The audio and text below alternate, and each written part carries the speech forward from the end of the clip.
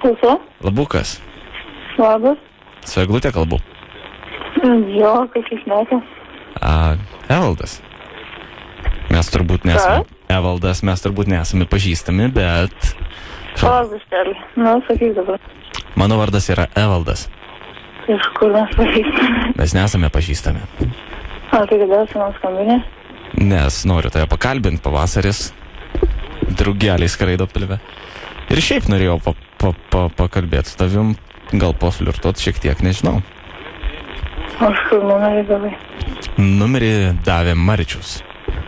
O Marčius gavo iš Rositos, o Rosita paėmė iš Martino.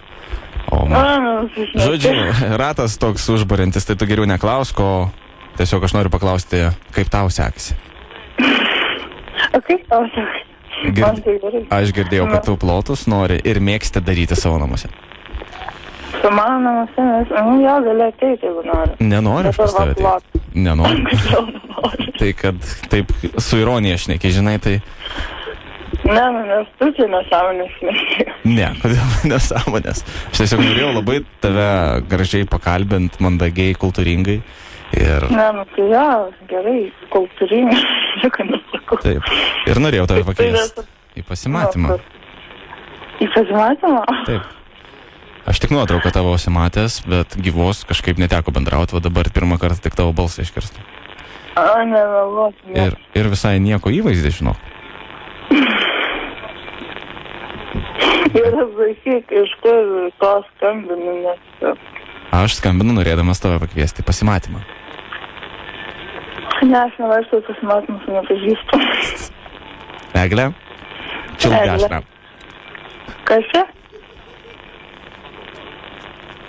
Ką? Eglutė. Nu. Čilgašra. Prašau, man. Malai, kodėl tu tą numerį? O tu manai girdėsi? Supranti, man selį pritrūko toliau, ką nors pratęs, nes aš pasakiau. Fainai buvo. Čiortai. Radistai.